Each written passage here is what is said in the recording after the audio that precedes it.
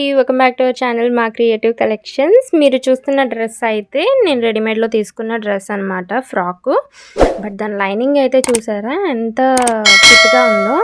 అసలు మన సైజ్కి తగ్గట్టుగా అయితే లేదనమాట. చాలా చిన్న పీస్ ఇచ్చాడు అండ్ కింద కూడా లైనింగ్ లేదనమాట.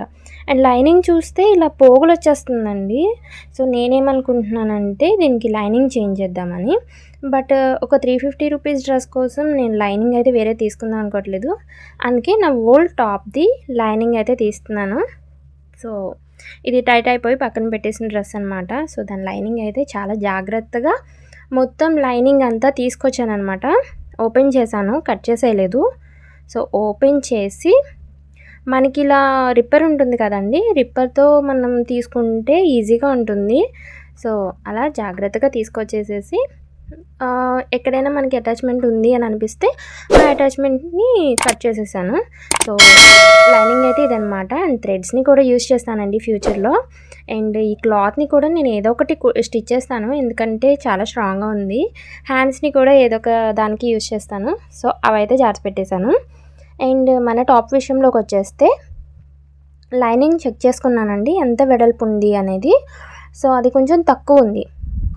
నేను నార్మల్గా డైరెక్ట్గా వాడు ఇచ్చిన లైనింగ్ అయితే చాలా తక్కువగా ఉంది. నడుం దగ్గర సరిపోతుందండి, వేస్ట్ దగ్గర. బట్ బంప్ దగ్గర అయితే మాత్రం చాలా టైట్ ఉంది. సో నాకు అర్థమైంది కింద కొంచెం లూజ్ పెట్టాలి అని. సో వాడిచ్చిన లైనింగ్ని నేను తీసుకున్న లైనింగ్కి అటాచ్ చేస్తున్నాను. అంటే ఒక స్ట్రైట్ పీస్ వచ్చేలాగా, ఒక లాంగ్ లెంత్ పీస్ వచ్చేలాగా. మనం తీసుకునే హైట్ మాత్రం ఫ్రాక్కి తగ్గ హైట్ అయితే తీసేసుకున్నాను. వెడల్పు మాత్రం ఫ్రాక్కి నా వేస్ట్ పార్ట్కి ఎంత వెడల్పు అయితే ఉందో దానికి 3 తీసుకున్నాను వెడల్పు క్లాత్. సో దాన్ని నేను ఎక్కడైనా అవసరం వస్తే క్రాస్ కటింగ్ చేసేసుకోవచ్చు అని చెప్పి క్లాత్ని అంతా మరీ అంత స్ట్రైట్ పీస్ కింద అయితే ఏం కట్ చేయలేదండి. జస్ట్ ఎక్కడైనా నాకు కొంచెం స్ట్రైట్ లేదు అని అనిపిస్తే కట్ చేసాను తప్పించి అంత పర్ఫెక్ట్గా స్ట్రైట్ పీస్లో అయితే కట్ చేయలేదు.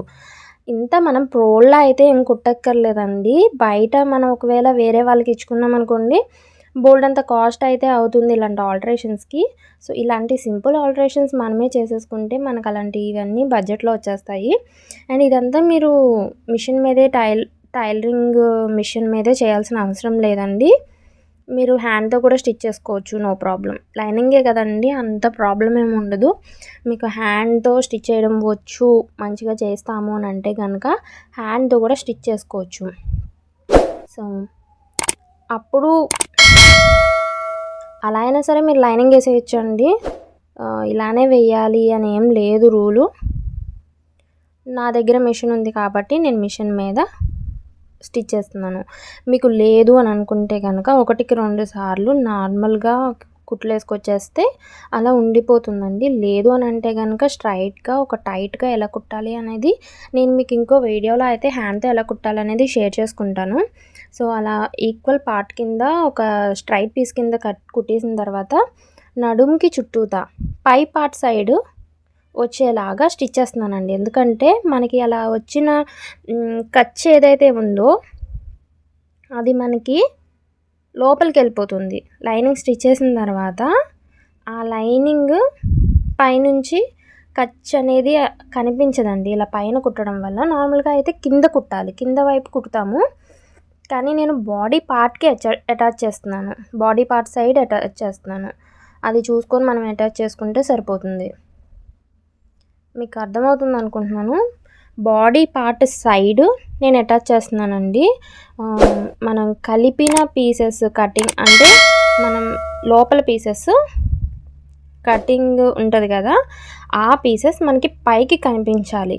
అప్పుడు అది మనం తిరిగేసినప్పుడు ఆ కటింగ్ కుట్లు అనేవి లోపలికి వెళ్ళిపోతాయి.